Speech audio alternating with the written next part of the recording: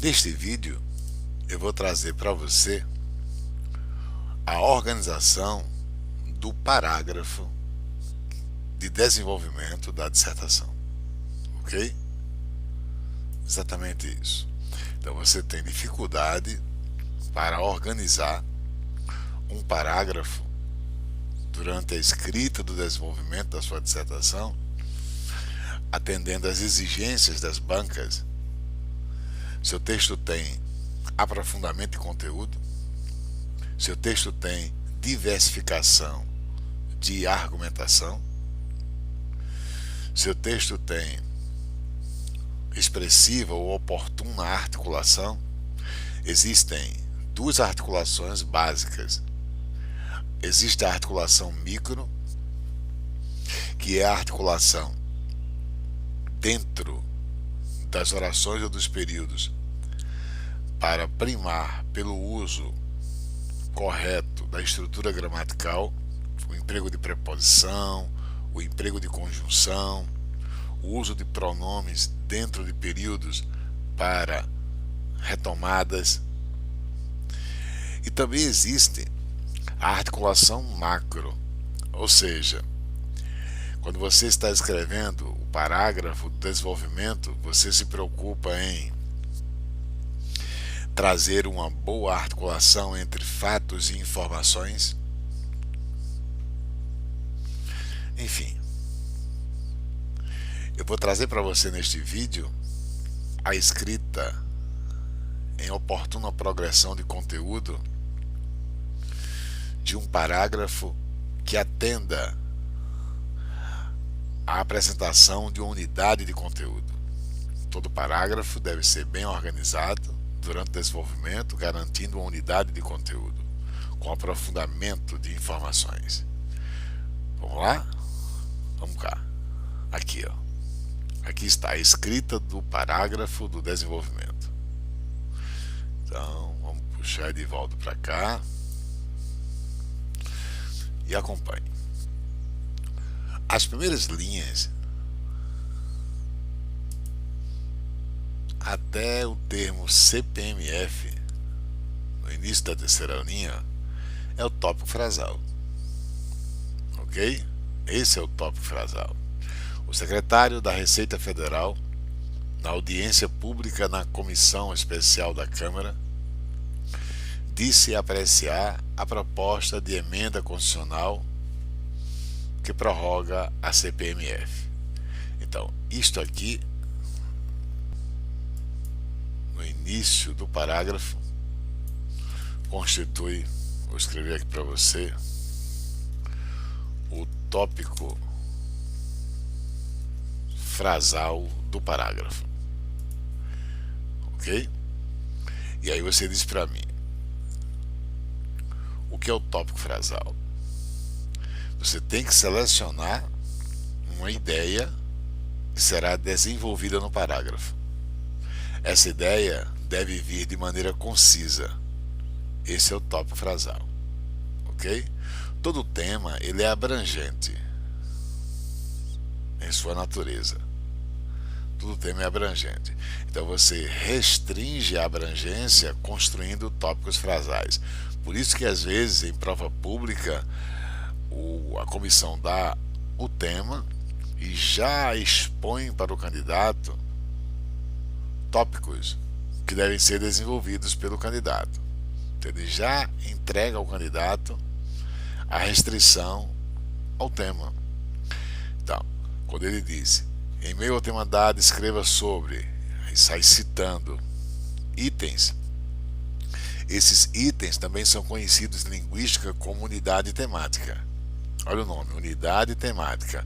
Todo tema é abrangente, então a unidade temática restringe a abrangência. Alguém pede para que eu escreva sobre o ensino superior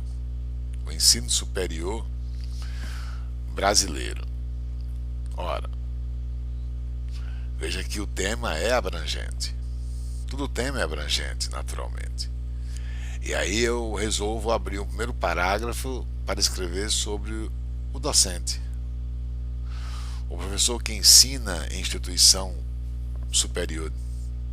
Então, quando eu vou escrever sobre o docente, então eu estou trazendo um objeto a ser desenvolvido no parágrafo. O desenvolvimento consiste em contextualizar.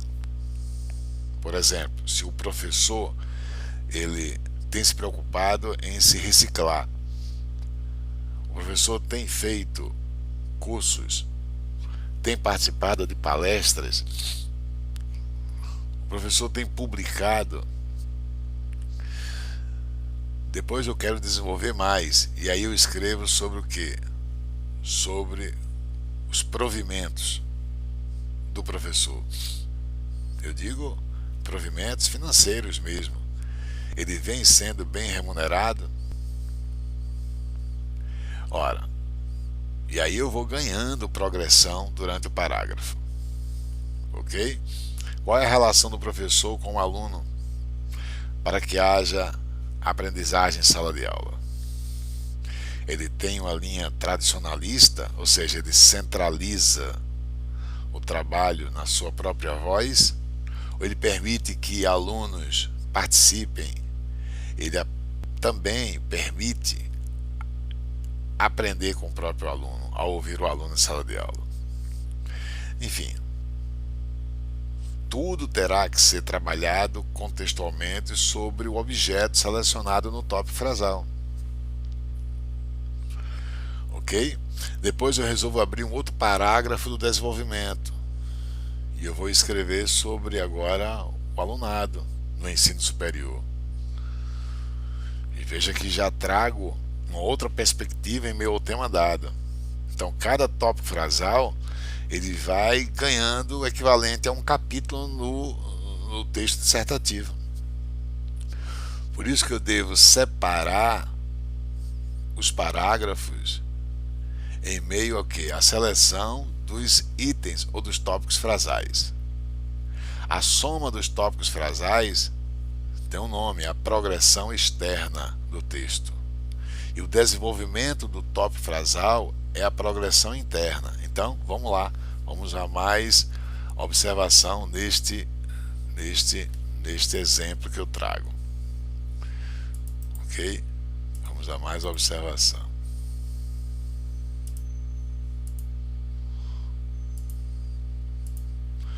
Aqui está o tópico frasal. O secretário da Receita Federal, segunda linha, disse o quê? Estou observando o conteúdo do tópico frasal. Apreciar a proposta de emenda constitucional que prorroga a CPMF. Veja que o secretário disse. Então o tópico frasal traz uma citação indireta. E o que chama a atenção no tópico frasal é o interesse do secretário em prorrogar a CPMF. Então é isso que fica em evidência no tópico frasal. O interesse em prorrogar a CPMF. Pode conferir. O secretário da Receita Federal disse apreciar a proposta, ok, de emenda constitucional que prorroga a CPMF. Então, todo o desenvolvimento do tópico frasal, a partir do termo aqui, ó, uma vez que, até o final do parágrafo, ok? Vou tirar aqui, pronto, fica mais fácil para você. Uma vez que, até o final do parágrafo, ou seja, a elisão fiscal, desenvolve o tópico frasal. Então toda essa área aqui, ó, que eu estou percorrendo, até o final do parágrafo, também é conhecida como progressão interna. Legal? Progressão interna. Vamos ver como se dá essa progressão interna. Bem, uma vez que até 10 milhões, toda essa área aqui, ó, ok? Toda essa área aqui que eu estou demarcando, ela vai constituir o primeiro bloco de informações objetivas que endossam o que está sendo contextualizado no tópico frasal. Então veja que o autor desse texto ele traz informações sobre pessoas físicas, ok? Pessoas físicas. Temos aqui pessoas físicas isentas de tributação ou que se omitiram. Mas essas pessoas estão movimentando uma soma significativa, um valor expressivo. Ora, veja que, coerentemente com este primeiro bloco de informação objetiva, você tem endossada a ideia do secretário, a intenção do secretário em prorrogar a CPMF. Por quê? Porque se eu tenho um número significativo de pessoas, 4.516, que, embora isentas de tributação ou omissas, essas pessoas vêm movimentando financeiramente valores expressivos, então elas devem incidir sobre elas tributação, o que não vem sendo feito. Agora, em mais outro bloco de informação, afirmam também em língua portuguesa, afirmou também um advérbio de acréscimo. Você agora tem, com esse outro bloco aqui, ó, até 147 bilhões, você tem mais informações objetivas, endossando o interesse do secretário da Receita em prorrogar a CPMF. Então você agora tem também um número expressivo, 2.449 pessoas, mas agora pessoas jurídicas. Ora, ele traz para a gente, no primeiro exemplo, pessoas físicas, no segundo exemplo, pessoas jurídicas. Também movimentando somas consideráveis, mas que são contextualizadas como imunes, como inativas, como isentas, como omissas, ou até mesmo optantes pelo simples, mas valores consideráveis, né? Movimentação financeira considerável. Ora, mais um exemplo com uma sequência objetiva de informações. Eu friso muito isso. Você tem que escrever um parágrafo durante o desenvolvimento que garanta a precedência de informações objetivas. Ok? Não deixe que seu parágrafo traga predominância de opinião sobre fatos. Não, você não está escrevendo um artigo de opinião. Você tem que escrever uma dissertação. E esse tipo de texto exige que predomine informações objetivas. O único parágrafo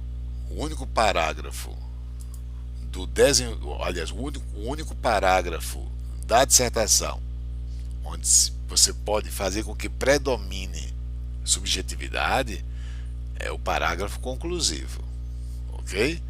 Mas durante o desenvolvimento deve predominar informações objetivas. Mesmo encontrando lá na proposta de redação do concurso público, foi dado o tema e o concurso diz: expresse a sua opinião.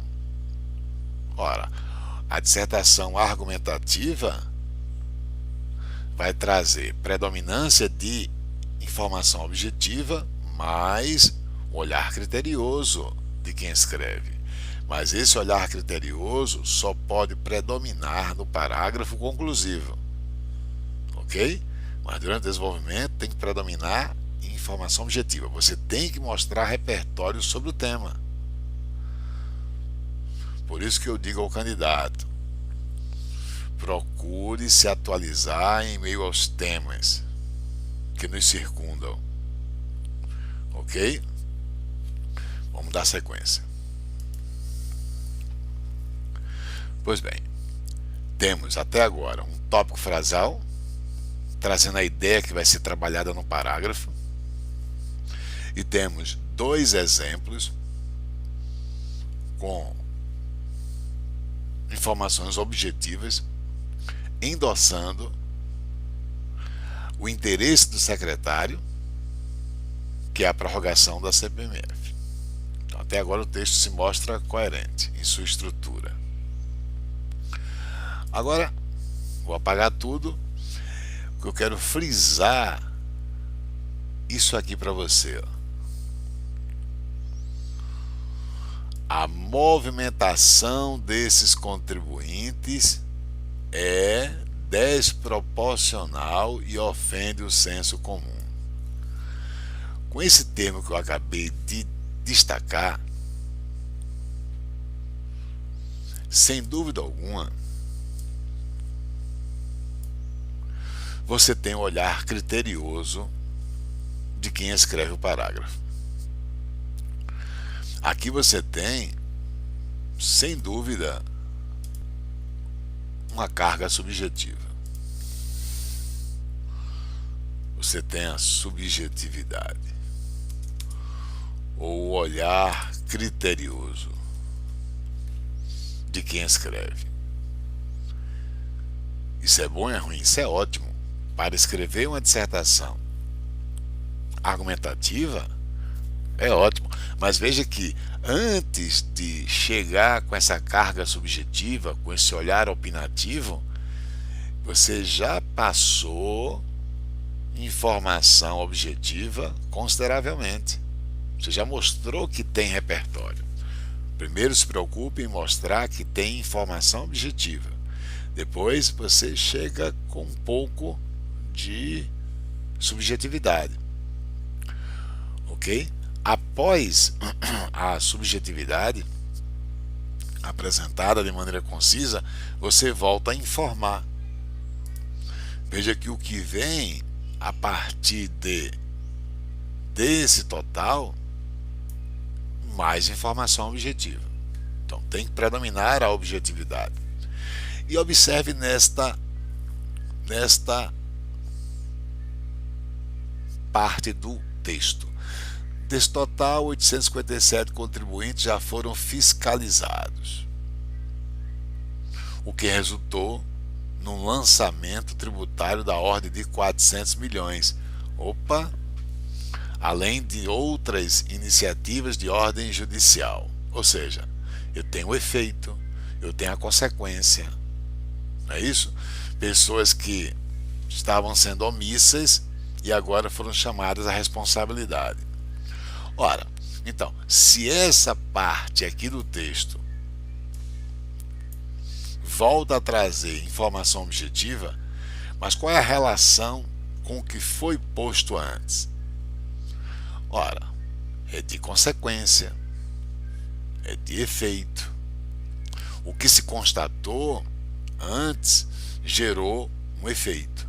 Então, qual é a relação dos dois exemplos antes que informam somas expressivas em movimentações financeiras? A de chamar essa população para o quê? Para a contribuição tributária.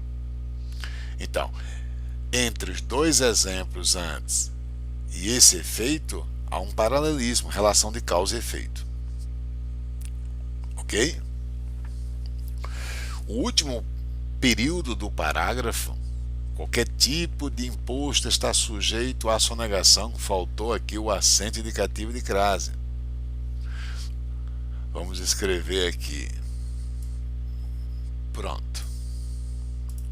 Qualquer tipo de imposto está sujeito à sonegação fiscal. Aliás, a sonegação. Mas a CPMF é mais resistente que qualquer outro, tanto a sonegação quanto a elisão fiscal. Então, mostrou o parágrafo, trouxe no final um período conclusivo para o quê? Para a escrita deste parágrafo. Então, se você tiver de escrever a plataforma deste parágrafo, você diria que ele traz um tópico frasal seguido de um desenvolvimento. O desenvolvimento traz exemplo 1 mais exemplo 2. Esses exemplos garantem endosso para o interesse do secretário em prorrogar a CPMF, que é justamente o que encontram contextualizado no tópico frasal. Depois dos dois exemplos com informações objetivas, a sequência ou progressão do conteúdo se dá quando justamente você, de maneira concisa, apresenta o olhar subjetivo ou o olhar criterioso diante do que foi abordado até o momento. Depois dessa subjetividade, você vem com consequências, ok? Ou o efeito do que está sendo apresentado no texto. E por fim, uma afirmação conclusiva do parágrafo, de todo o parágrafo. Então, essa é a plataforma, essa aqui é a plataforma do desenvolvimento ou escrita do parágrafo. Legal? Tudo foi iniciado com o tópico frasal e depois do tópico frasal, tudo está aqui no tópico frasal e todo o resto desenvolve o tópico. E aí você seguramente apresentou ou escreveu aprofundamento e conteúdo. Veja, a primeira camada da enunciação do parágrafo foi um exemplo. Segunda camada foi outro exemplo. Veja que no primeiro exemplo ele contextualiza pessoas físicas que movimentam somas significativas, movimentações financeiras significativas, apesar de serem isentas ou estarem isentas. Depois, pessoa jurídica. Ok? Depois, pessoa jurídica. Essas duas exemplificações objetivas no parágrafo garantem endosso para o que está sendo empregado no tópico frasal. Então, isso constitui um paralelismo. Qual a relação entre esses exemplos? De convergência, de soma. É tanto que ele diz aqui, afirmou também. Depois que o autor desse texto lança dois blocos de informação objetiva, coerente com o tópico frasal, endossando o tópico frasal, você tem o olhar criterioso. Ele dá uma paradinha em informações objetivas para apresentar o olhar criterioso, que é a carga subjetiva. Mas veja que ela não predomina no parágrafo, não pode predominar. Depois vai mostrar o efeito do que foi constatado nos dois exemplos trazidos no parágrafo. E aí, por fim, surgiu uma afirmação conclusiva do parágrafo. Ok? Então vamos chamar isso aqui de plataforma para demarcar a progressão de conteúdo do parágrafo. E de fato, o autor soube trazer uma boa progressão para o parágrafo. Legal? Em outro vídeo eu vou trazer mais plataformas para você, ok? É importante que o candidato organize o texto para que ele garanta aprofundamento de conteúdo e organização de parágrafo atendendo às exigências das bancas examinadoras. Valeu? Dê um joinha, inscreva-se no canal se não estiver inscrito e vamos nos manter focados. Abraço, professor Edivaldo Ferreira.